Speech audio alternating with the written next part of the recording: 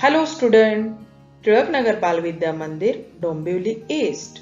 Welcome to my 4th standard class. Subject Environmental Studies Part 1 Science. Student, in previous video we have learned Water for Every Household Part 1. Do you understand? Okay. Today we are going to learn lesson number 5 Water for Every Household Part 2. Okay.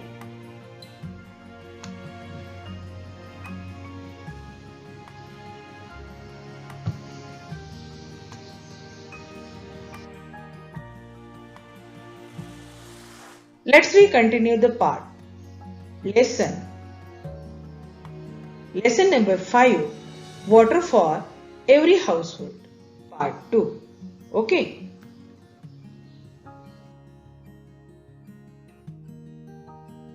Use your brain power. जरा डोकं चालवा.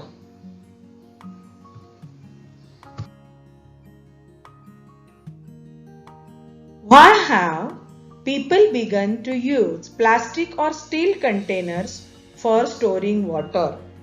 पाणी भरून ठेवण्यासाठी steel व प्लास्टिकची भांडी लोक का पसंत करू लागले असतील? काय वाटतं तुम्हाला? कारण प्लास्टिक आणि स्टीलची जी भांडी असतात ही पाणी भरण्यासाठी सहज, सोपी आणि सुलभ असतात. शिवाय स्वच्छ करण्यासाठी सुद्धा ती अधिक सहज, सुलभ असतात. हो की नाही? शिवाय वजनाने हलकी असतात. तांब्या पितळेची जी भांडी असतात ती वजनाने जड असतात. हो की नाही? आणि शिवाय आपण प्लास्टिक आणि स्टीलची भांडी वजनाने हलकी असल्यामुळे सहज उचलू शकतो, ठेवू शकतो.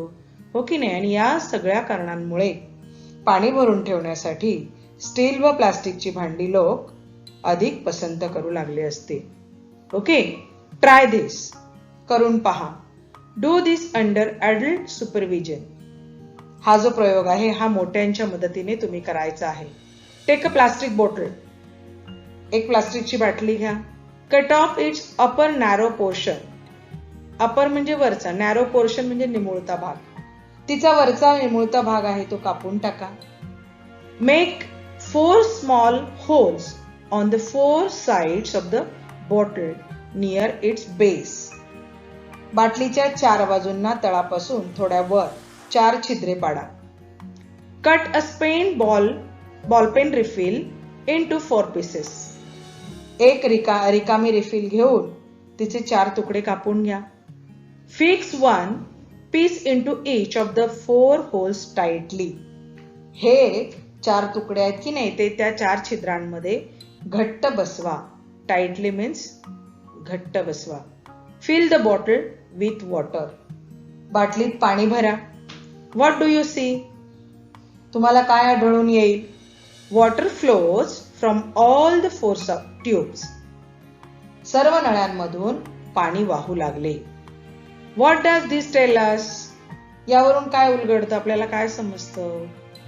Using pipes, we can distribute water stored in one place to several different places at the same time. एका ठिकाणी साठवलेले पाणी नळाचा वापर करून निरनिराळ्या ठिकाणी आपल्याला वाटता येते. ओके.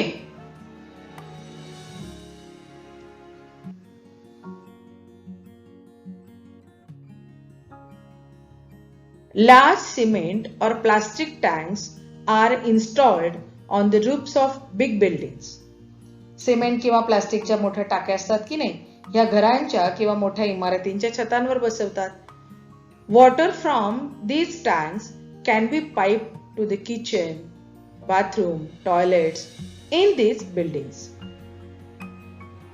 नळांच्या मदतीने या टाकीतील पाणी त्या इमारतींमधल्या न्हाणीघरामध्ये, स्वयंपाकघरामध्ये पोहोचवता येते. When taps are fitted on the pipes, water can be taken or shut off according to the need. नळांना तोट्या बसवल्या की पाणी पाहिजे तेव्हा घेता येते आणि बंद करता येते. This is how water from just one tank can be obtained at several places in a building at the same time. अशा पद्धतीने एका इमारतीत एकाच टाकीतून एकाच वेळी अनेक ठिकाणी पाणी मिळू शकते. पहा आता इथे दोन चित्र दाखवलेले आहेत पहा. First picture is water supply in a house. हाऊसचं पिक्चर दाखवलेलं आहे. इथे एक टाकी दाखवलेली आहे पहा आणि या टाकीतील पाणी घरामधल्या स्वयंपाकघरामध्ये त्याच्यानंतर बाथरूम मध्ये कसं पोहोचवलेलं आहे पहा. Okay. And then overhead water tanks. आता आपल्या इमारतींच्या छतांवर असतात की नाही हे सिमेंटच्या टाक्या किंवा घराच्या छतावर पण अशी एखादी टाकी असते आणि त्याला नळ जोडलेले आहेत पहा. आणि मग हे पाणी नळातून आपल्या घरामध्ये विविध ठिकाणी किचनमध्ये, बाथरूममध्ये, टॉयलेटमध्ये येत असतं.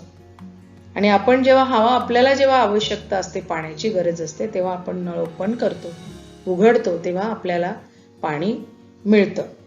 अशा पद्धतीने घरामध्ये किंवा इमारतींच्या छतांवर विविध टाक्या बसवलेल्या असतात.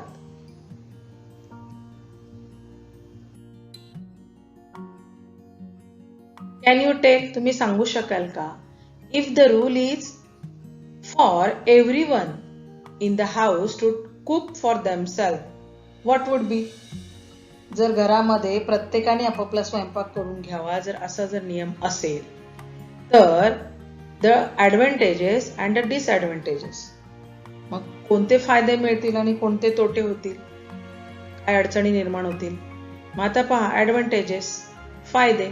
Each person in the house will cook the food according to his or her liking. त्याला जसं आवडेल, घरातला प्रत्येक जण आपल्या आवडीप्रमाणे स्वयंपाक बनवेल, अन्न शिजवेल.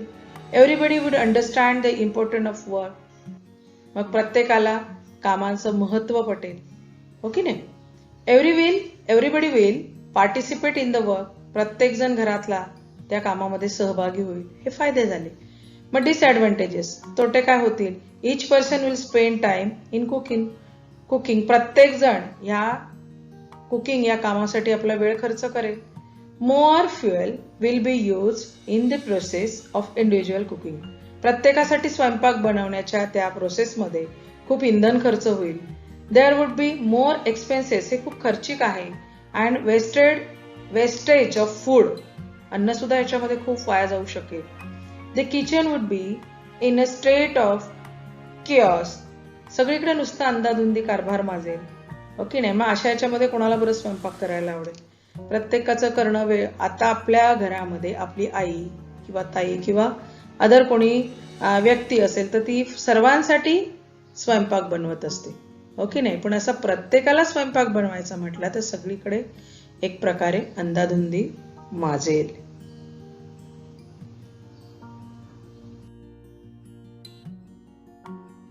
Second, if every family has to collect the water they need every day from the river, what would be?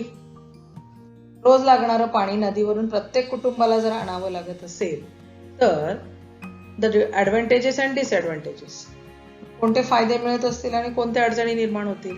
आता बघा, the advantages. Each person in the house will bring the water needed for himself or herself. प्रत्येक जण घरामधला त्याला जेवढं आवश्यक आहे त्याला किंवा तिला तेवढं पाणी आणण्यासाठी त्याला जावं लागेल. The wastage of water will not awkward. पाण्याचा अपव्यय होणार नाही. प्रत्येकाला हवं तेवढंच पाणी प्रत्येक जण घेऊन येईल, त्यामुळे पाण्याचा अपव्यय होणार नाही. मग डिसएडव्हान्टेजेस काय आहे? Each person will spend some time in fetching water. प्रत्येक जण पाणी भरण्यासाठी काही वेळ त्याला खर्च करेल, स्वतःचा वेळ.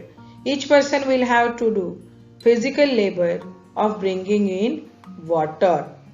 They cannot spend time for other important work as everyone will be busy in carrying water. Okay? प्रत्येक जण त्या ठिकाणी स्वतःला त्याला कष्ट करून, शारीरिक कष्ट करून ते पाणी आणावं लागेल, ओके नाही? मग ह्या महत्वाच्या कामांकडे दुर्लक्ष होऊन आणि मग ते त्याच ठिकाणी पाणी आणण्याच्या कामामध्ये बिझी राहतील. There would be chaos near the reservoir or a place from where people will bring the water. जे पाण्याचे स्रोत असतात की नाही, रिसर्वायर वगैरे, त्या पाण्याच्या पाणवठ्याजवळ किंवा ज्या ठिकाणाहून पाणी भरून आणतात त्या ठिकाणी एक प्रकारे गोंधळ निर्माण होईल, अंधाधुंदी निर्माण होईल. लोकांना पाणी आणण्यासाठी सुद्धा खूप प्रॉब्लेम निर्माण होईल, कारण सगळ्यांची गर्दी त्या ठिकाणी होणार. ओके नाही. आता कसं ठराविकच लोक, घरातले 1 किंवा 2 लोकच जाऊन पाणी भरतात, तर तसं होणार नाही. प्रत्येक फॅमिली जर गेली तर तो प्रॉब्लेम क्रिएट होईल.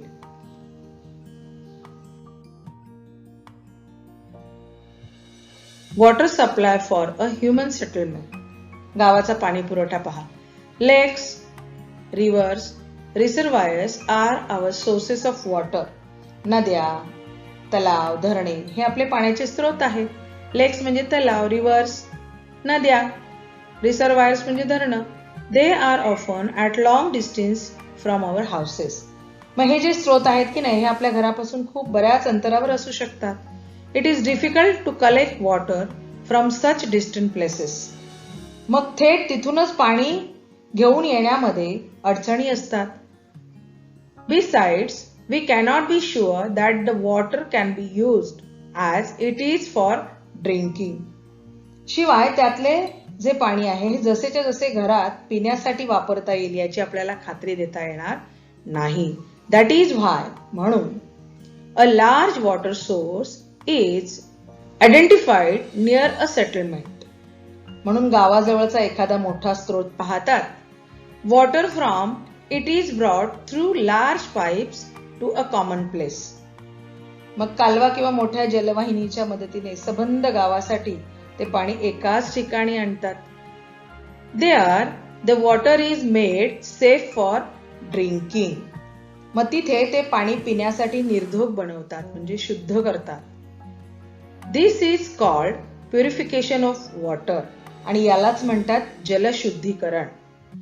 Arrangement are made to distribute this water all over the town or city. जलशुद्धीकरण केंद्रातून ते पाणी सर्वांना पुरवण्याची सोय करतात.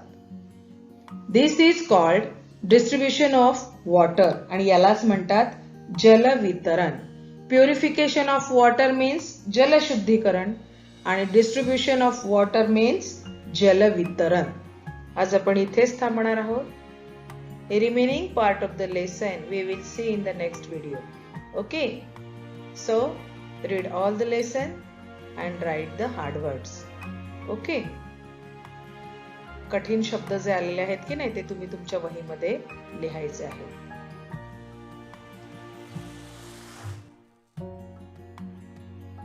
Thank you.